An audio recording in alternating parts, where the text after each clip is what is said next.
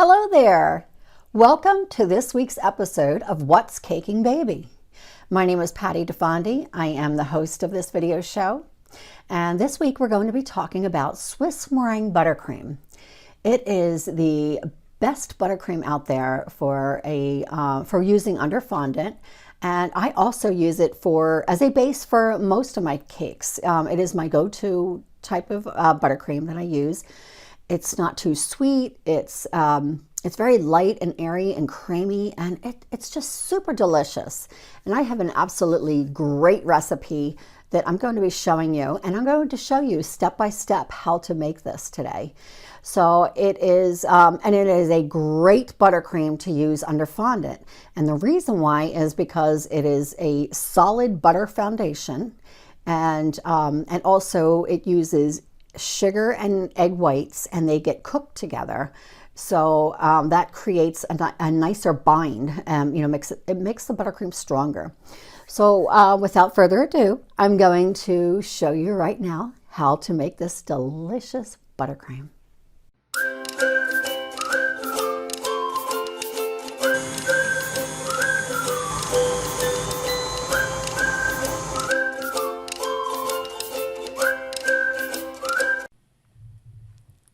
Okay, so we are going to learn about how to make Swiss meringue buttercream.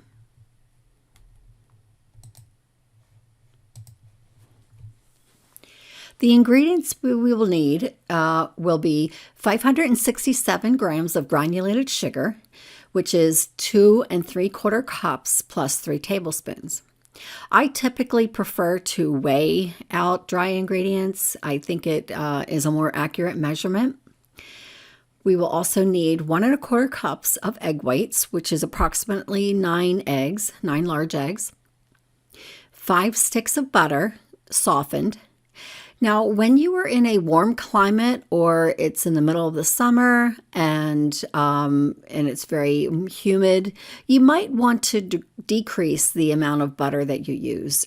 Try 4 1/2 sticks or 4 sticks, but I would start out with 5 just to see how it works for you. If it is too soft, then you can decrease it. You will also need a 1/4 cup of pure vanilla extract. Now, I typically make my own vanilla extract. I've been doing it for 2 years now, and I do use Nielsen Massey as a backup. The Nielsen Massey Madagascar Bourbon Pure Vanilla Extract is my favorite other than my homemade vanilla extract. It has a very nice flavor. Before beginning this recipe, you want to clean all the utensils and equipment that you're going to be using with lemon juice. It doesn't matter if you use lemon juice from a lemon or if you have bottled lemon juice, as long as you use lemon juice, because the acidic nature of the lemon juice will help eliminate any grease that would be that is a residue on your bowl or whisk or spatula. So you want to make sure that you eliminate any kind of grease or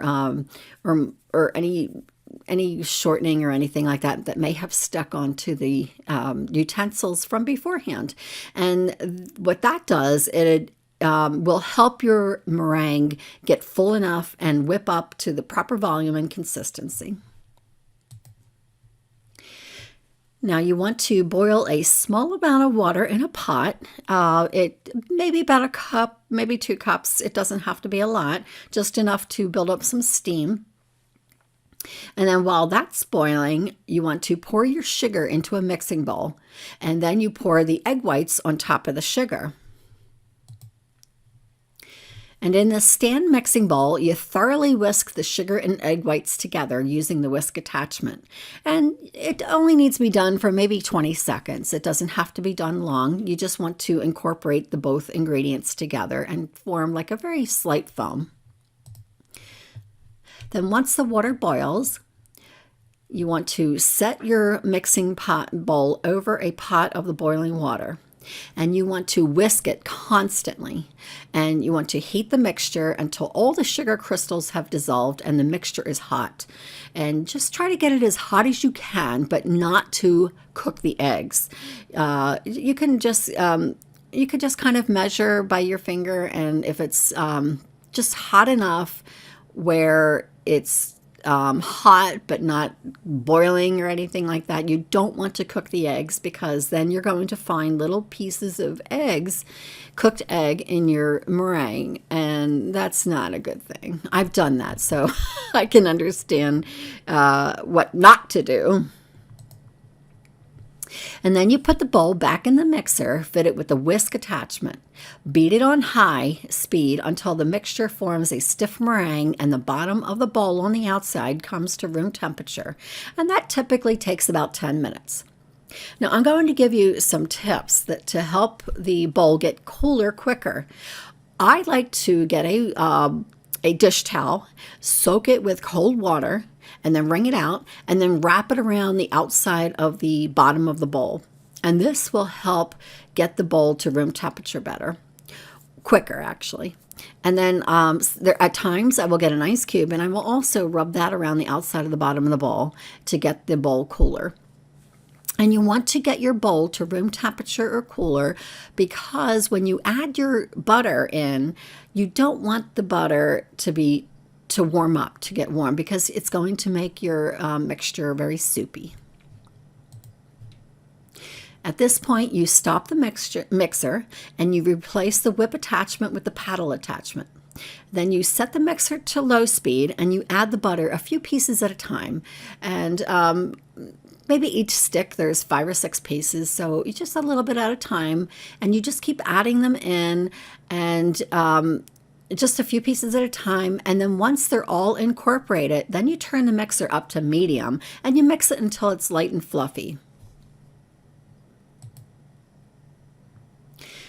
And then you set your mixer to low speed, and this is where you add your vanilla. Once the vanilla is incorporated, then you scrape the bowl all the way around, and you continue to mix on medium speed until you have a nice, smooth, creamy texture, and the volume has almost doubled. And if the buttercream is too liquid, maybe because the bowl was still hot and the butter just became liquidy, you can refrigerate your bowl and let the mixture become stiffer, and then you re-whip it. And then at this point you can add any ingredients here that you want to make as a variation, and I'll talk to you about that on the next screen. Now, some additional tips that will help you with. You can use a buttercream immediately, or you can store it in an airtight container at room temperature for up to 2 days. You could go maybe as far as 3 days. Or you can refrigerate it in an airtight container for 10 days. Or you can freeze it, and by freezing it, you can freeze it for several months. And when you are freezing it and refrigerating it, when you're ready to use it, you take it out of the freezer or refrigerator and you get it to room temperature again. And then once it comes to room temperature, you heat 1/3 of your buttercream in the microwave until it's warm to the touch and it's a little liquidy. And then you place that into the remaining of the 2/3 of the buttercream into the bowl, and you beat on medium speed. And then by doing this, it'll help get your buttercream to a nice creamy texture. So it won't be clumpy, or it won't be hard, or there at times, if when you're reconstituting the buttercream, you may see it go through some stages if it didn't constitute correctly. And by meaning that it looks curdled, or it just doesn't seem to be wanting to come together, that's okay. Don't throw it away. You didn't fail. Sometimes it will have to go through a few stages, and it may look like curdled milk, but that's not a bad thing. It's normal. So just continue to beat it. Just let it go, and it may take 10, 15, sometimes even 20 minutes on the mixer to get it to come together. So don't get discouraged if you see that stage and panic. Don't panic. That's absolutely normal. And then some variations that you can do with this buttercream. You can make it into a chocolate buttercream. And by doing that, you can add a half a cup of melted semi-sweet chocolate, 60% or higher, into a steady stream into the mixer. And you want to be sure that the chocolate is cooled off, or it's going to make the buttercream soupy. And then you can make it into a mocha buttercream. And you just add a quarter cup of strong coffee and a quarter cup of melted cooled semi-sweet chocolate into a steady stream on low. And then you can also make it into a raspberry buttercream. And you add a half a cup of seedless raspberry puree and mix that on low speed. That is a delicious buttercream. And of course, you can make a cream cheese buttercream. And you just add 1 cup of softened cream cheese into the mix on low speed. Okay, so what do you think about this buttercream?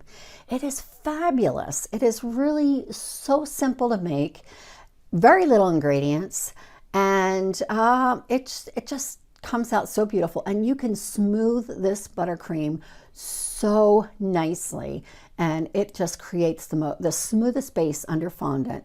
So that's what I use it for. I use it for my buttercream cakes, and I also use it for my fondant cakes because it is a great base for under the fondant.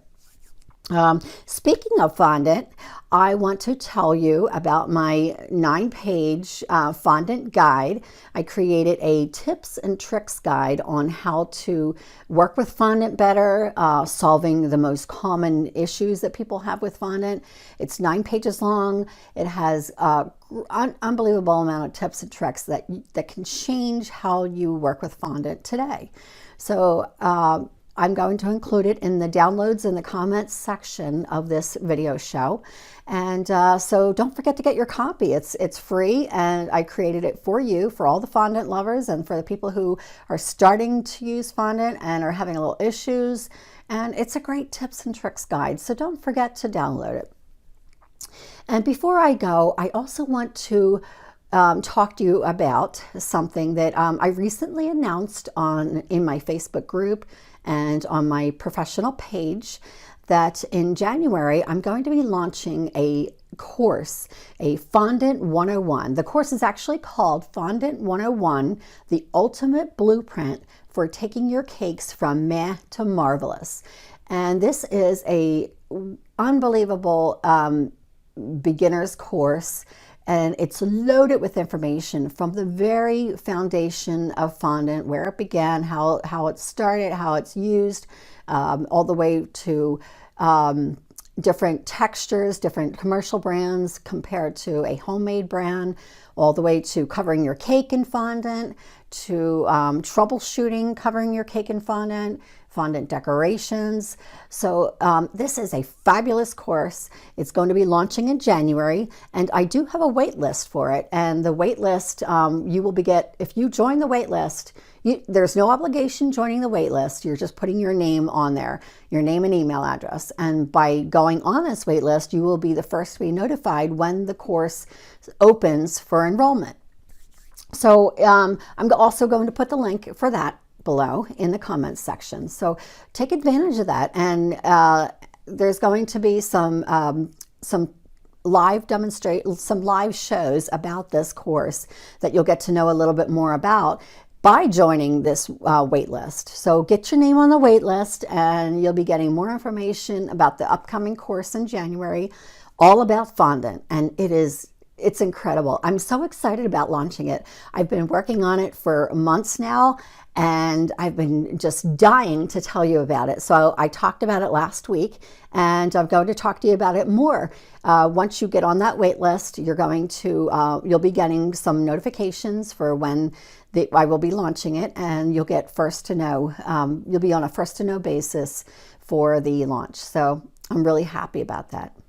All right, folks, so it was great talking to everyone today, and I hope you learned something, and I hope you use that recipe for the Swiss meringue buttercream. I am also going to put in the download section here in the comments a the workbook that goes with the video show today, and you can download it and you'll have the recipe on hand so you can have it in your kitchen. You don't have to watch the video show in your kitchen. You'll have a downloadable document to be able to use. So, all right, folks, have a great week, and I will see you next week.